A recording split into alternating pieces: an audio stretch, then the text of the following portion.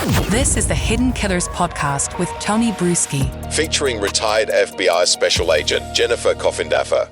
The trial of Chad Daybell coming to a conclusion, found guilty on every single charge. First-degree murder of JJ and Tylee Ryan, including his former wife, Tammy Daybell, and the charges of insurance fraud. They did not find any bit of his story remotely believable. Joining me to discuss, Jennifer Coffindaffer, retired FBI Special Agent. Goodness, we've been talking about this one for quite some time. What's your reaction to our verdict? Well, expected. There was not 1 ounce of concern or doubt on my part that the jury would not find this, reach this verdict.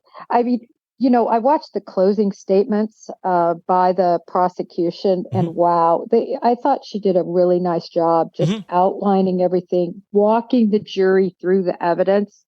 I thought she did a really good job. There was a lot there, and it was irrefutable.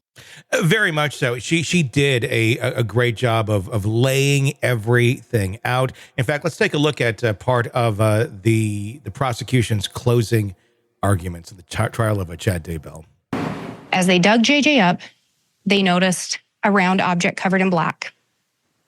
One of the investigators there cut the black plastic to reveal white plastic. They cut the white plastic, and brown human hair came through. They'd finally found JJ. JJ had been buried with his arms duct taped together, the duct tape running around from elbow to elbow. He had duct tape over his mouth. He had a plastic bag over his head, tape over that plastic bag, and then he was placed in black garbage bags and discarded. That's how JJ was found. Chad labeled him dark. Chad said his death percentage was at 0. Chad said the plan was for he and Lori to be together unencumbered by earthly relatives, earthly obstacles. Chad said those things, and Alex believed Chad 100%. What do you think was going through Chad's mind there? This is what we saw on the screen if you're watching this on YouTube, was Chad's reaction, just sitting there like the oaf that he is, and move his eyes a little bit, his head back and forth, but not really reacting to anything. Exactly. I'm glad you pointed that out, because when we hear the prosecutor, especially when she said, I think it was the portion where she talks about his arms being bound and then the tape around his little body, I thought her voice was almost cracking. Yeah. I felt like, we really got a glimpse into this is taken on her as a prosecutor. People think that prosecutors and agents in law enforcement just go through this such that they become totally callous. Yes, they become very callous, and that many people to deal with this sort of thing. But you see that crack at look at Chad Daybell, not one bit of tearing or crying, just recounting that. And I remember when I was listening, I get a feeling of, wow, just terrible to hear it over and over, of course. Yeah. I mean, it was interesting, the whole trial. He was just, it probably wasn't a very difficult one to coach if you're like, don't react. He didn't react to anything at all throughout the entire trial, which also made him even spookier than ever before as well. Because sometimes even when you know they're guilty, they have some sort of reaction. He just really didn't react to much. There might have been a little bit here and there when his kids were talking, but other than that, they're just a man that doesn't seem to have any sort of feelings or empathy. Tony, I just can't imagine any defense counsel coaching their client to not show any sort of emotion when it comes to the gruesome details of a recovery of a child. That doesn't make any sense. So I think I have to possibly argue that he just doesn't feel anything right now. I mean, he has not shed a tear seemingly in this trial, and it's just mind-boggling. There was an interesting picture of John Pryor and him after the sentencing, and Pryor looks very concerned. I was like, okay, buddy, here's what we're going to do. It's kind of what it looked like. And Chad's just kind of like, It was almost comical looking. But I don't know. I mean, maybe if you're about to be sentenced to death, if you are incapable of feeling certain emotions, maybe that's a good thing. Maybe it'll help you exit this world in a better place. I don't know, but it was spooky. I do want to take a look at another piece of courtroom audio here. This was the closing with John Pryor, making what I thought was an interesting argument that I'd never heard before. And I don't think it really has any legs, but it is one that kind of makes you go, let's take a look at that. The next victim.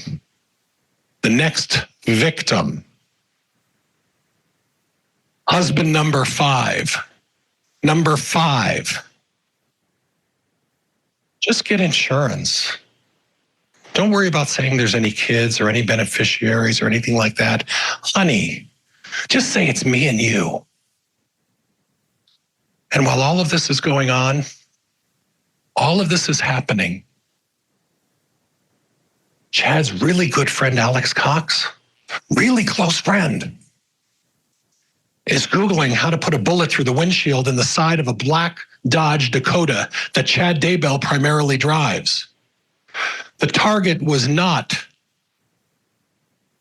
Tammy Daybell. It was not Tammy Daybell. You heard testimony about the insurance. The target was not Tammy Daybell. And he points over to Chad Daybell in that shot.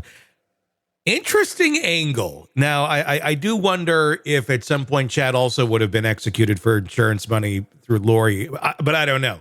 What was your take on that that interesting, ploy, if you will, by John Pryor trying to save his client's life? Well, first of all, I do think that Pryor is a good attorney. Mm-hmm. I think he did everything he could with a bad set of facts to work with. And I thought his argument was actually very good. It was the only argument that, I think you could throw out there and have any sort of sense. But it's really not much of an argument about, the facts pointing to him committing these crimes, but rather that he was going to be a victim as well. Yeah. But was he going to be a victim as well? Look, I don't put anything past Lori Vallow. And I go back to that clip where he was in his vehicle. It was, I believe, his daughter in the vehicle talking about the belongings. And he's kind of saying, I'm going away for a long time. Gosh, how vanilla. He just seems to have resigned at that point, that the whole thing was over for him. Mm-hmm. And maybe that's why we saw no emotion there. And then as far as this argument, I don't put anything past Lori. Yeah. That clip in the vehicle was, I'm not coming back. So I got this mattress over here. Do what you will with it. I mean, just like immediately, take anything you want. I'm going to die. This isn't going to work. Like he just knew. He knew, right? I mean, that he really, and maybe that's why he's not reacting. He's just so what are you going to do? You got me. But I don't know. I think there could have been he could have pled guilty as well and not have to gone through all of this charade. Maybe that would have given him a chance to get, I don't know, some sort of relief here, but clearly did not. But all in all, we are done with this one. Finally, now we have Lori's to look forward to in the coming months. Do you think we're going to see a different Lori when that trial takes place? Now that we know that Chad very much flipped on her throughout this entire one. I don't think so. I think we're going to see a bunch of the same. I expect a smiling face. I expect maybe a new hairdo and different makeup. But, she seems to treat these sessions as sort of some sort of pageant, at least the last time she was in court. It's always shocking. But in any event, no, I think we're going to see the same song, second verse.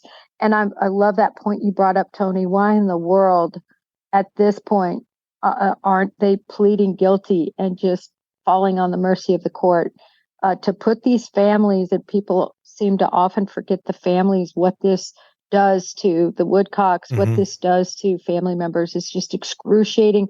It's a scab being pulled off with all this testimony again and again, thinking of their little JJ, their little Tylee, their loved one Tammy being murdered.